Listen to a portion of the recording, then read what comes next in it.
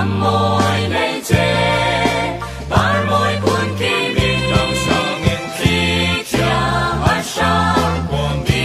tia jalwang sarang kun kim len na kan lai ram par kwam kang sang mun ki pin ba moy te in kan moy ba su an kang cha an lo moy te tho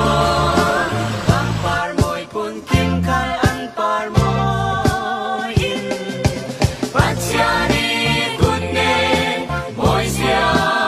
an lang te ram cha le ram no ma boy ba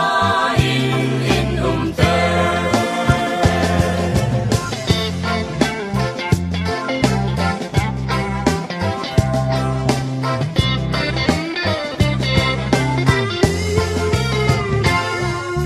boy boy ser sia mi